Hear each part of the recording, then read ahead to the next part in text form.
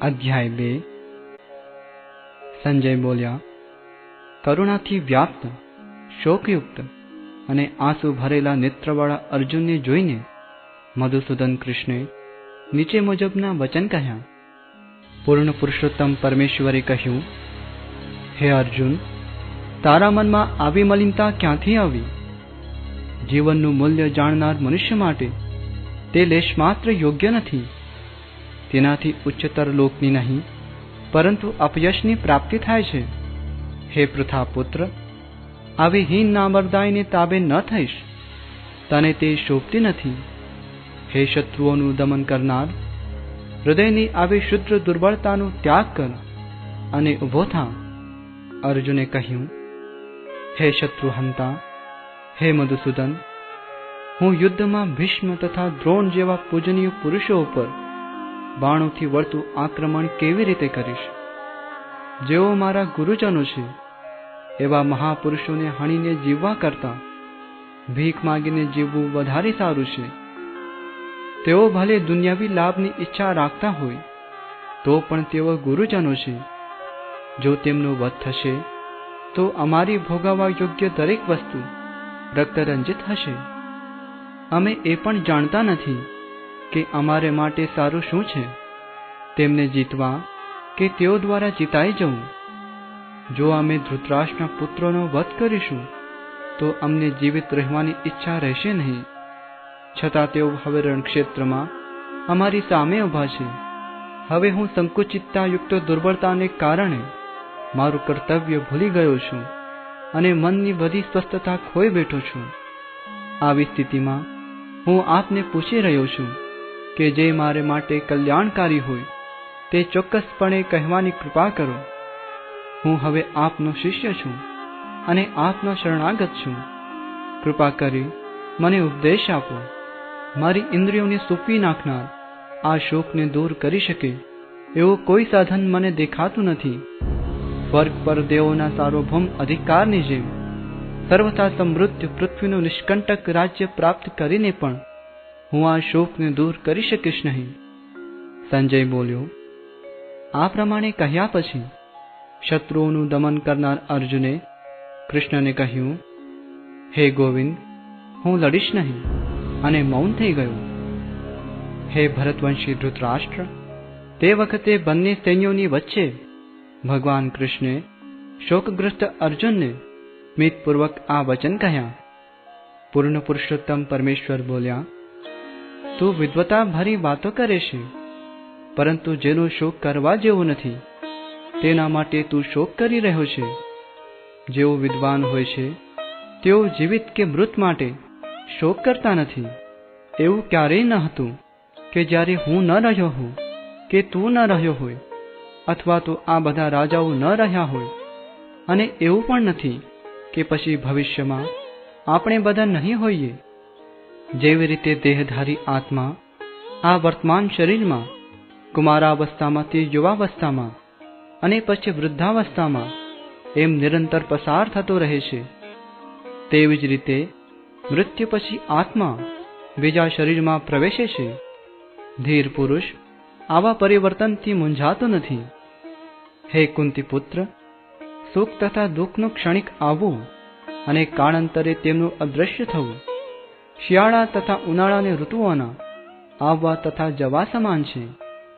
હે ભરતવંશી, તેઓ ઇન્દ્રિયાનુભૂતિમાંથી જન્મે છે અને મનુષ્યે તેમને અસ્વસ્થ થયા વિના સહન કરતા અવશ્ય શીખવું જોઈએ. હે પુરુષ શ્રેષ્ઠ અર્જુન, જે પુરુષ સુખ તથા દુઃખમાં વિચલિત થતો નથી અને બંનેમાં એક સમાન રહે છે તે મુક્તિ પામવા માટે સર્વથા યોગ્ય છે.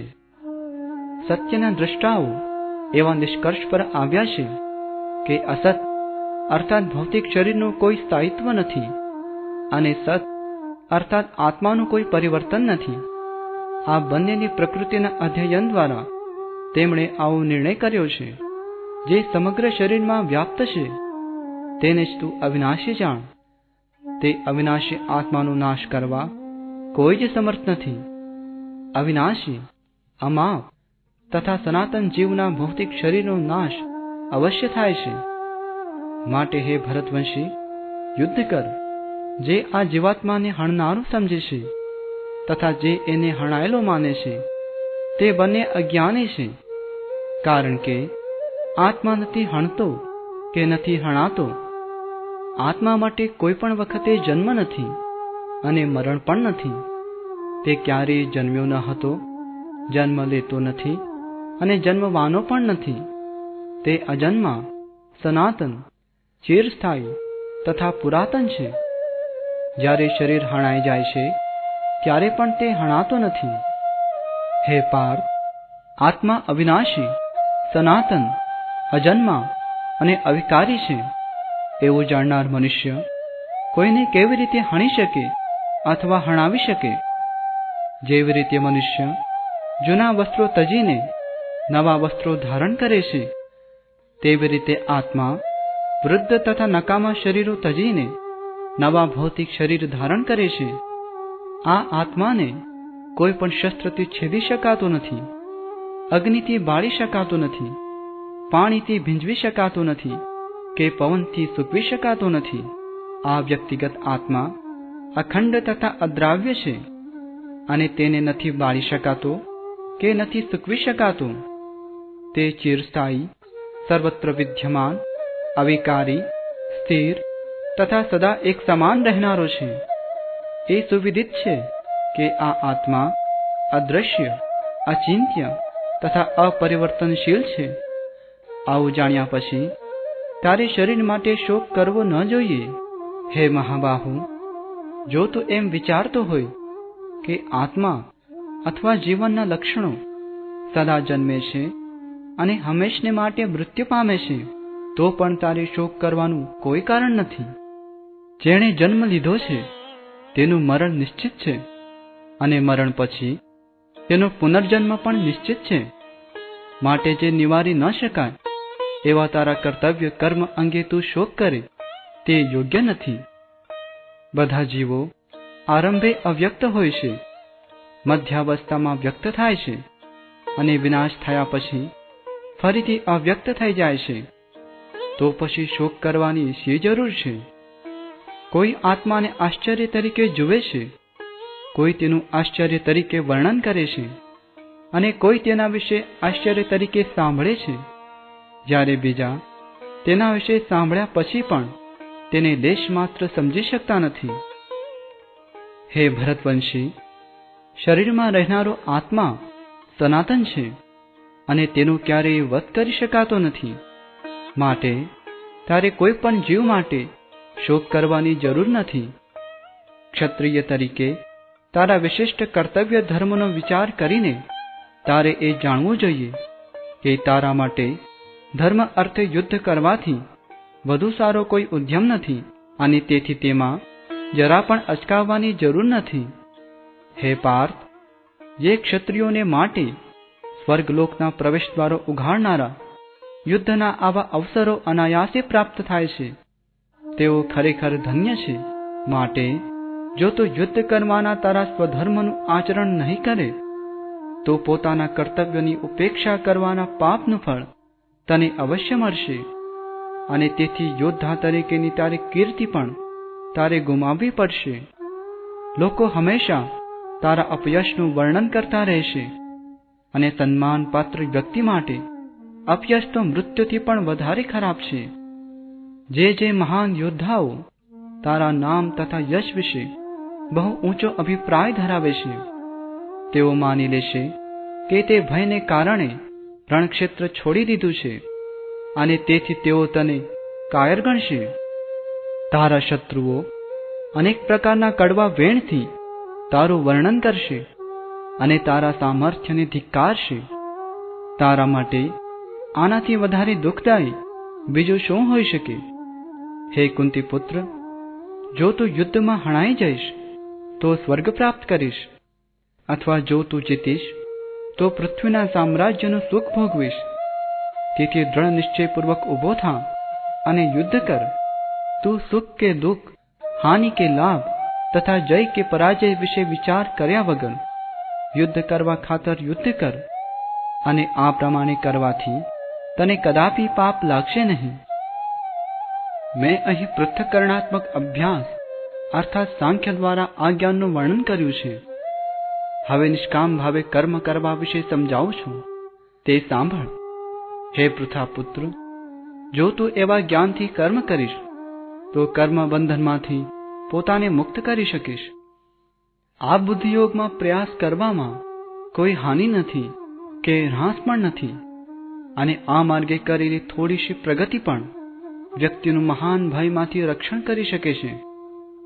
હે કુરુનંદન, જે મનુષ્યો આ માર્ગ પર છે તેઓ ઉદ્દેશ્યમાં દ્રઢ સંકલ્પવાળા હોય છે, અને તેમનું ધ્યેય પણ એક જ હોય છે. જેઓ દ્રઢ નિશ્ચય નથી તેમની બુદ્ધિ અનેક શાખાઓમાં વિભક્ત થયેલી હોય છે. અલ્પજ્ઞાની મનુષ્યો વેદોની તે આલંકારિક વાણી પ્રત્યે અતિશય આસક્તિ ધરાવે છે કે જે સ્વર્ગ પ્રાપ્તિ, ઉત્તમ જન્મ, સત્તા વગેરે માટે વિવિધ સકામ કર્મો કરવાની ભલામણ કરે છે. વિષય ભોગ તથા વૈભવી જીવનના ઈચ્છુક હોવાથી તેઓ કહે છે કે આનાથી વધારે સારું કંઈ જ નથી. જે મનુષ્યો ઇન્દ્રિય ભોગ તથા ભૌતિક ઐશ્વર્ય પ્રત્યે અતિશય આસક્તિ ધરાવે છે તથા આવી વસ્તુઓથી મોહગ્રસ્ત થઈ જાય છે, તેમના મનમાં પરમેશ્વરની ભક્તિમય સેવા વિશે દ્રઢ સંકલ્પ થતો નથી. વેદોમાં મુખ્યત્વે ભૌતિક પ્રકૃતિના 3 ગુણોનું વર્ણન થયું છે. હે અર્જુન, આ 3 ગુણોથી પર થા, સર્વ દ્વંદ્વોથી તેમજ લાભ તથા સુરક્ષાની બધી ચિંતાઓથી રહિત થઈને આત્મપરાયણ થા. જે હેતુઓ એક નાના કૂવાથી સરે છે તે બધા હેતુઓ વિશાળ જળાશયથી તરત જ પરિપૂર્ણ થઈ જાય છે. તે જ પ્રમાણે વેદોમાં રહેલા ઉદ્દેશ્યને જાણનાર માટે વેદોના સર્વ આશયો સિદ્ધ થઈ જાય છે. તને તારું નિયત કર્તવ્ય કર્મ કરવાનો અધિકાર છે, પરંતુ તને કર્મના ફળો પર અધિકાર નથી. તું પોતાની જાતને કદાપી પોતાના કર્મના ફળોનું કારણ માનીશ નહીં, અને સ્વકર્મ ન કરવામાં પણ કદી આસક્ત થઈશ નહીં. હે અર્જુન, યોગમાં સ્થિર રહે. સફળતા કે નિષ્ફળતાની સર્વ આસક્તિ છોડી દઈને તારા કર્તવ્ય કર્મો કર. મનની આવી ક્ષમતા યોગ કહેવાય છે. હે ધનંજય, ભક્તિમય સેવા દ્વારા બધા જ નિંદ્ય કર્મથી દૂર રહી એવા જ ભાવથી ભગવાનની શરણાગત થા. જે લોકો પોતાના કર્મના ફળ ભોગવવાની ઈચ્છા રાખે છે તેઓ કૃપણ છે. ભક્તિમય સેવામાં પરોવાયેલો મનુષ્ય આ જીવનમાં જ સારા કે નરસા કાર્યોથી પોતાને મુક્ત કરી શકે છે. માટે યોગ અર્થે પ્રયાસ કર, કારણ કે યોગ જ કર્મનું કૌશલ્ય છે. ભક્તિમય સેવામાં પરોવાયેલા મહાન ભક્તો ભગવાનનું શરણ ગ્રહણ કરે છે, અને આ ભૌતિક જગતમાં કર્મના ફળનો ત્યાગ કરીને પોતાની જાતને જન્મ મરણના ચક્રમાંથી મુક્ત કરે છે. આ રીતે તેઓ ભગવાનના ધામમાં પાછા જઈને સર્વ દુઃખોથી પર એવું એ પદ પામે છે. જ્યારે તારી બુદ્ધિ મોહરૂપી ગાઢ જંગલને પાર કરી જશે ત્યારે તારે સર્વ સાંભળવા યોગ્ય બાકી તથા તે સાંભળેલ હશે તે પ્રત્યે તું ઉદાસીન થઈ જઈશ.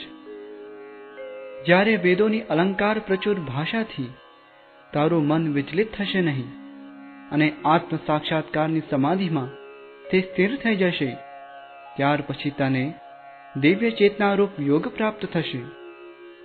અર્જુને કહ્યું, હે કૃષ્ણ, અધ્યાત્મમાં લીન થયેલી ચેતનાવાળા મનુષ્ય અર્થાત સ્થિતપ્રજ્ઞાના લક્ષણો કયા છે?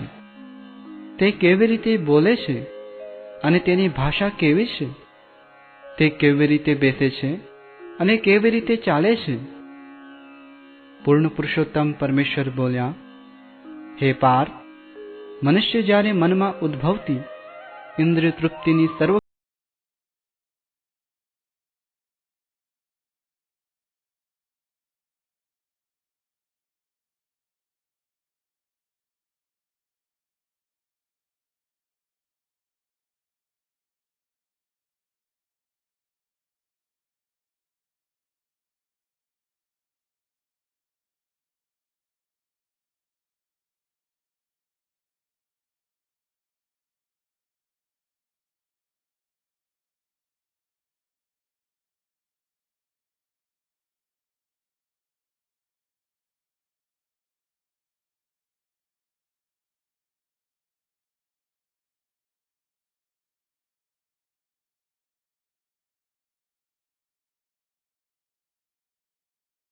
તેવી રીતે જે મનુષ્ય પોતાની ઇન્દ્રિયોને વિષયોમાંથી ખેંચી લેવા શક્તિમાન બને છે, તે પૂર્ણ ચેતનામાં દ્રઢતાપૂર્વક સ્થિર હોય છે.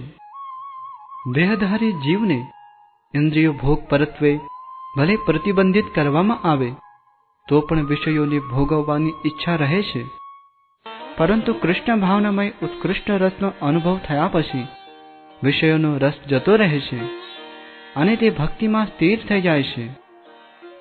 હે અર્જુન, ઇન્દ્રિયો એવી તો પ્રબળ તથા વેગવાન હોય છે કે તેમને વશમાં રાખવાનો પ્રયત્ન કરનાર વિવેકયુક્ત મનુષ્યના મનને પણ તે બળપૂર્વક હરી લે છે. જે મનુષ્ય સમગ્ર ઇન્દ્રિયોને સંપૂર્ણપણે નિયંત્રણમાં રાખીને ઇન્દ્રિય નિગ્રહ કરે છે અને તેની ચેતના મારામાં સ્થિર કરે છે, તે સ્થિર બુદ્ધિવાળો કહેવાય છે. ઇન્દ્રિય વિષયોનું ચિંતન કરવાથી મનુષ્યને તેમાં આસક્તિ થાય છે અને આવી આસક્તિથી કામના ઉત્પન્ન થાય છે તથા કામમાંથી ક્રોધ ઉદ્ભવે છે. ક્રોધમાંથી પૂર્ણ મોહ ઉત્પન્ન થાય છે અને મોહથી સ્મરણ શક્તિનો વિભ્રમ થાય છે. જ્યારે સ્મરણ શક્તિ ભ્રમિત થઈ જાય છે ત્યારે બુદ્ધિ નષ્ટ થાય છે અને બુદ્ધિ નષ્ટ થવાથી મનુષ્ય સંસાર કૂપમાં પુનઃ પતન પામે છે. પરંતુ સમસ્ત રાગ તથા દ્વેષથી મુક્ત અને મુક્તિના નીતિ નિયમોના આચરણ દ્વારા પોતાની ઇન્દ્રિયોને સંયમિત કરીને તેમને વશમાં રાખવામાં સમર્થ મનુષ્ય ભગવાનની પૂર્ણ કૃપા પ્રાપ્ત કરી શકે છે. આ પ્રમાણે કૃષ્ણ ભાવનામૃતમાં સંતુષ્ટ થયેલા મનુષ્ય માટે ભૌતિક અસ્તિત્વના ત્રિવિધ નષ્ટ થઈ જાય છે. આવી સંતુષ્ટ અવસ્થામાં તેની બુદ્ધિ તરત જ સારી રીતે સ્થિર થઈ જાય છે. કૃષ્ણ ભાવના પરાયણ થઈને જે મનુષ્ય પરમેશ્વરના સંબંધમાં રહેતો નથી તેની બુદ્ધિ દિવ્ય થતી નથી અને ચિત્ત પણ સંયમિત થતું નથી, જેના વિના શાંતિની કોઈ શક્યતા રહેતી નથી અને શાંતિ વિના સુખ પણ કેવી રીતે સંભવે? જેવી રીતે પાણીમાંની નૌકા પ્રબળ પવન દ્વારા દૂર ખેંચાઈ જાય છે, તેવી રીતે વિચરણશીલ ઇન્દ્રિયોમાંથી કોઈ એક પર પણ જો મન કેન્દ્રિત થાય તો તે મનુષ્યની બુદ્ધિને હરી લે છે. તેથી હે મહાબાહુ, જે મનુષ્યની ઇન્દ્રિયો તેમના વિષયોમાંથી સંયમિત થયેલી હોય છે તેની બુદ્ધિ નિસંદેહ સ્થિર હોય છે. સર્વ જીવો માટે જે રાત્રિ છે તે આત્મસંયમી મનુષ્ય માટે જાગતા રહેવાનો સમય છે અને જે સમસ્ત જીવોનો જાગવાનો સમય છે તે આત્મનિરીક્ષણ કરનારા મુનિ માટે રાત્રિ છે. જેવી રીતે સમુદ્રમાં નદીઓ નિરંતર પ્રવેશ કરતી રહે છે છતાં સમુદ્ર હંમેશા સ્થિર રહે છે, તેમ વાસનાઓના અવિરત પ્રવાહથી વિચલિત નહીં થનાર મનુષ્ય જ શાંતિ પ્રાપ્ત કરી શકે છે. પરંતુ આવી ઈચ્છાઓને સંતુષ્ટ કરવા મથતો મનુષ્ય શાંતિ પ્રાપ્ત કરી શકતો નથી. જે મનુષ્ય ઇન્દ્રિય તૃપ્તિની સમસ્ત ઈચ્છાઓનો ત્યાગ કર્યો છે, જે નિષ્ફળ રહે છે અને જેણે સ્વામિત્વના ભાવનો સર્વથા ત્યાગ કરી દીધો છે તથા મિથ્યા અહંકારથી રહિત થયેલો છે, તે જ વાસ્તવિક શાંતિ પ્રાપ્ત કરી શકે છે. આ આધ્યાત્મિક તથા ઈશ્વરમય જીવનનો માર્ગ છે, જેને પામ્યા પછી મનુષ્ય મોહવશ થતો નથી. જો મનુષ્ય મરણ સમયે પણ આવી જ અવસ્થામાં રહે તો તે ભગવાનના ધામમાં પ્રવેશ પામી શકે છે.